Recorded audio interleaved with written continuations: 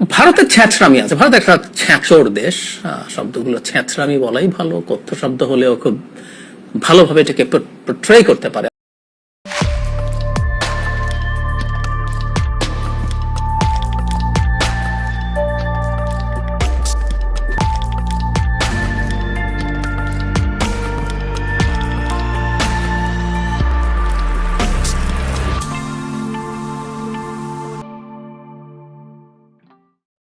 শুনিছেন তো শুরুতে ইন্ডিয়া কষা জায়েদের কাছে একটা ছেঁচড়া দেশ আছিল।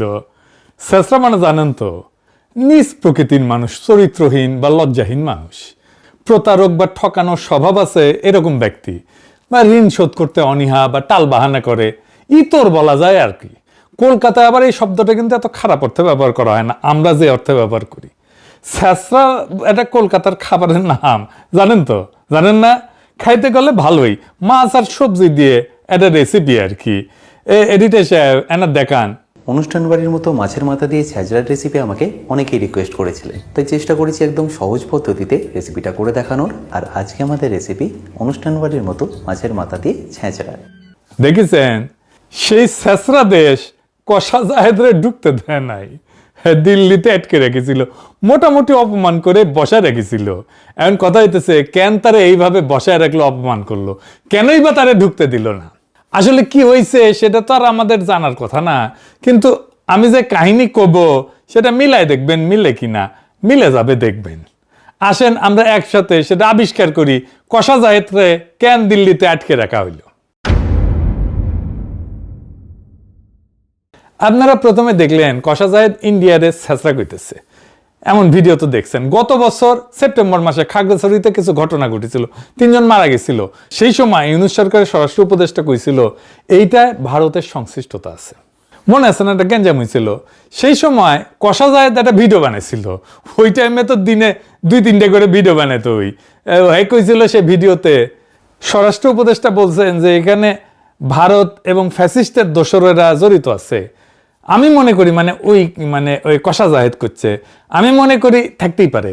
বাংলাদেশে যেখানে কোনো একটা কেওয়াস বা বিশৃঙ্খলা তৈরির সম্ভাবনা আছে, সেখানে আওয়ামী লীগ এবং তার টাকা কাজ করবে, সেখানেই ভারত কাজ করবে। এটা নিয়ে আমার ন্যূনতম কোনো দ্বিধার কিছু নাই। কষা জাহেদ নিজে কইছিল। আরো কইছিল, পাহাড়ে বা আমাদের দেশে আগে যখন ইনসার্জেন্সি বিদ্রোহ ছিল, তখন ভারত প্রত্যক্ষভাবে তাদের মদত দিছে। এগুলো আমাদের জানা তথ্য। সুতরাং ভারত এখনকার প্রেক্ষাপটে বাংলাদেশকে চাপে রাখার জন্য এমন কিছু করবে না, এটা আমি মনে করি না। করতেই পারে, কিন্তু সরকারের এই কাজগুলো অনেক আগে থেকে বুঝে প্রিএমটিভ স্টেপস নেওয়ার দরকার ছিল। ঘটনা ঘটার পরেও এমনভাবে পরিস্থিতি নিয়ন্ত্রণে নেওয়া দরকার ছিল যাতে অন্তত জানমালের ক্ষয়ক্ষতি না হয়। আমরা মর্মান্তিকভাবে 3 জন মানুষ মারা যেতে দেখলাম, সেই ঘটনাগুলো যেন না ঘটে। এই কথাই কইছিল, আমার কথা বিশ্বাস করার দরকার নাই, তার নিজের মুখে শোনেন। এইটা সে দেখান। আমরা স্বরাষ্ট্র উপদেষ্টাকে কথা বলতে দেখলাম, তিনি বলছেন যে এটার সাথে ভারত এবং ফ্যাসিস্টের দোসররা জড়িত আছে। আমি মনে করি থাকতেই পারে। বাংলাদেশে যেখানে যেখানে কোনো একটা কেওস তৈরির সম্ভাবনা আছে এবং এই কেওসটাকে আরও বেশি খারাপ করে তোলার সম্ভাবনা আছে, সেখানেই আওয়ামী লীগ এবং তার টাকা কাজ করবে, সেখানেই ভারত কাজ করবে। এটা নিয়ে আমার কোনো ন্যূনতম কোনো দ্বিধার কিছু নেই। আর পাহাড়ে আমাদের আগে যখন ইনসার্জেন্সি ছিল, তখন ভারত প্রত্যক্ষভাবে সেটায় মদত দিয়েছে, এগুলো আমাদের জানা তথ্য। সুতরাং ভারত এখনকার প্রেক্ষাপটে বাংলাদেশকে চাপে রাখার জন্য এমন কিছু করবে না, এটা আমি মনে করি না। করতেই পারে। শুনিছেন? আচ্ছা বলেন তো, ইন্ডিয়া কখনো কইছে যে আমরা খাগড়াছড়িতে আগুন জ্বালায় রাখবো, গ্যাঞ্জাম করবো? কইছে? কয় নাই। তাও কষা জাহেদ কইতেছে ইন্ডিয়া এটা করতেই পারে। ইন্ডিয়া কয় নাই, তারপরেও কইতেছে ইন্ডিয়া এটা করতেই পারে। তারপরে সে উপদেষ্টা হইল, পশ্চিমবঙ্গে নির্বাচন হইল, শুভেন্দুর ঘোষিত নির্বাচনী ইস্তেহারে 1 কোটি বাংলাদেশি মুসলমানকে তাড়ানোর পরিকল্পনা দেওয়া হইল। সে নির্বাচনের আগে পারফরমেন্স করে দেখাইলো কেমনে বাংলাদেশিদের ধাওয়া দেবে। ধর ধর বাংলাদেশি ধর। এডিটর সাহেব দেখান আর একবার।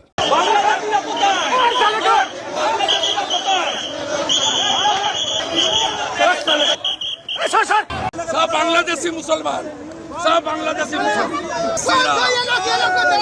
মুসলমান হিন্দু,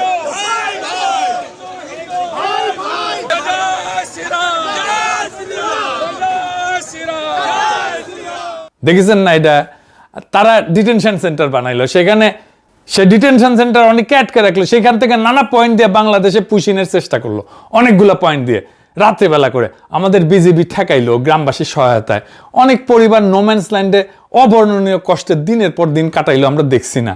শুভেন্দু দাবি করলো 5,000 পুশব্যাক করেছে, এর মধ্যেই কোনটিতে ঢুকিছে কে জানে। আর এই কষা জায়েদ কইল ইন্ডিয়া ইচ্ছা করে না এটা। ঠিক একই সময়ে আসলো ইন্ডিয়ার নতুন হাই কমিশনার। সে কি বললো জানেন? আসেন সেটা একটু দেখি। সে কইল আমাদের যা পপুলেশন আছে 140 কোটি মানে ইন্ডিয়ার, তার সঙ্গে 20 কোটি অ্যাড করছি মানে 160 কোটি। আমি এখানে যা করতে চাই তা সব একসঙ্গে হবে, আলাদাভাবে ভাবছি না।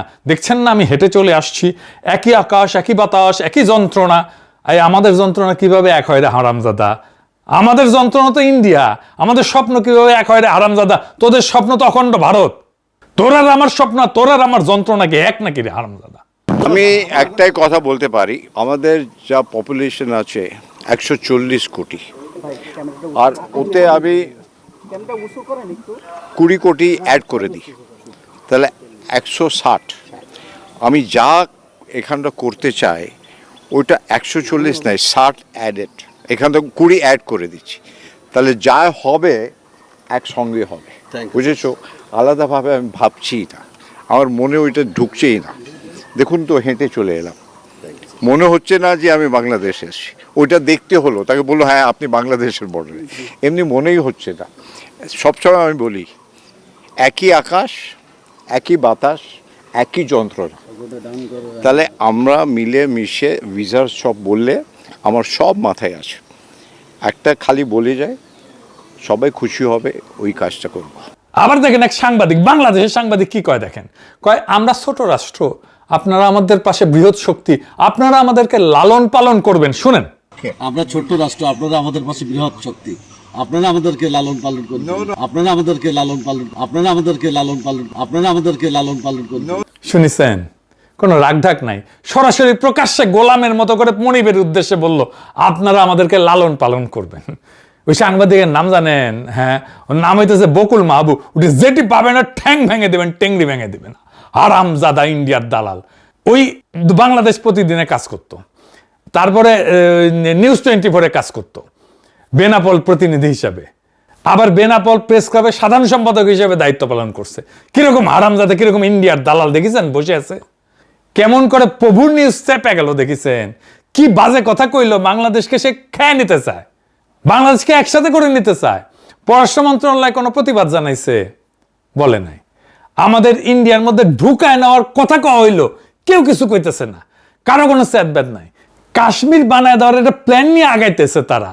এর মধ্যে রংপুরে রামমূর্তি নিয়ে কি গ্যাঞ্জাম লাগিয়েছে না? ইন্ডিয়ার গোয়েন্দা সংস্থার কানেকশন তো পাওয়া গেছে এখন, দেখেছেন তো? আমি একটা ভিডিও করেছিলাম, সেটাও তো দেখেছেন, এডিটর সাহেব দেখে দেন, দেখেছেন? আমি শুরু করেছিলাম, তারপর এখন কোর্টে যায় লাগিয়েছে এটা। সেইখানে এরকম একটা বিপজ্জনক পরিস্থিতিতে ইন্ডিয়ার একজন বিশ্বস্ত স্পোকসম্যান দরকার বাংলাদেশের মধ্যে। কেমনে পাবে? ইন্ডিয়ার মেলা স্পোকসম্যান আছে, পুন্দের আলো, দিল্লি স্টার, এগুলো সেগুলো আছেই তো, কিন্তু পলিটিশিয়ানদের মধ্যে, সরকারের মধ্যে বুড়া কিছু আছে, যেমন ধরেন শিলং সালাউদ্দিন আছে, আমির খসরু আছে, মির্জা ফখরুল আছে, বা মেজর হাফিজ আছে, গয়েশ্বর আছে, এ তো বলবে না, রিস্ক আছে। এই প্রো ইন্ডিয়ান কথা কবে কষা জাহেদকে দিয়া, সে ইন্ডিয়া ইচ্ছা করে পুশিং করতেছে না, এইটা বলে যে পয়েন্ট হারাইছিল, যে গালি খাইছিল, সেটা গেইন করার জন্য এই নাটকটা করা হইলো দিল্লিতে। এটা পুরা দল যাইতেছিল, সে ছিল দল নেতা, তার দলের প্রায় 20 জনের মতো সবাই ঢুকে গেল ইন্ডিয়াতে, সবাই ঢুকতে দিল, আর ঢুকতে দিল না তারে।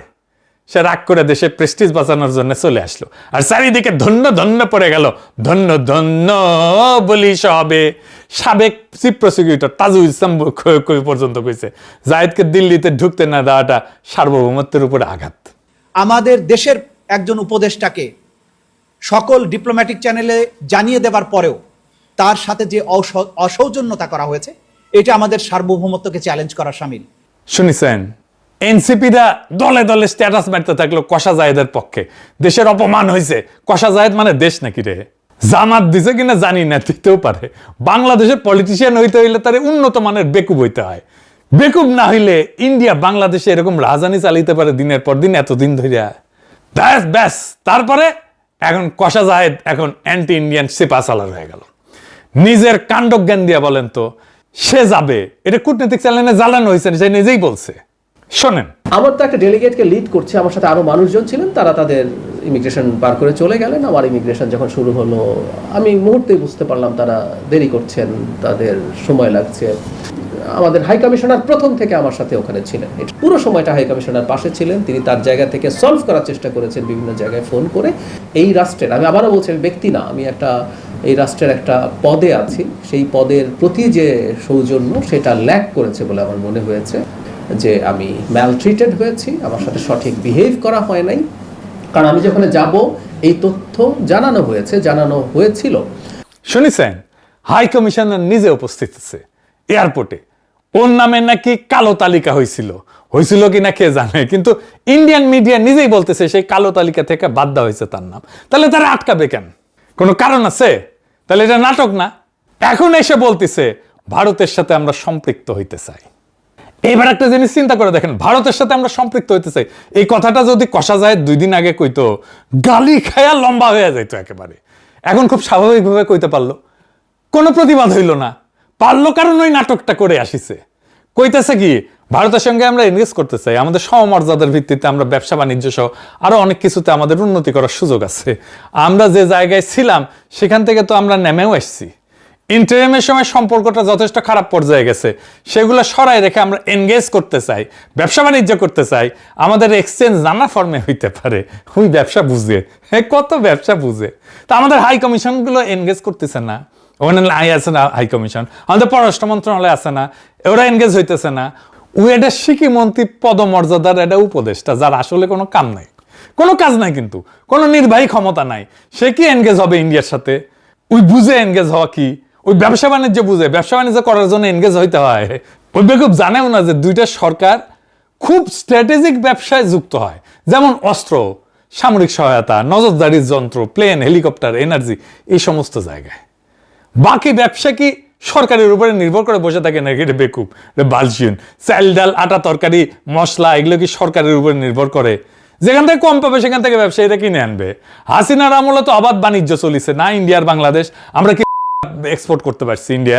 উল্টে আমাদের ইকোনমিকে মানসিকভাবে পঙ্গু করে ফেলা হয়েছিল।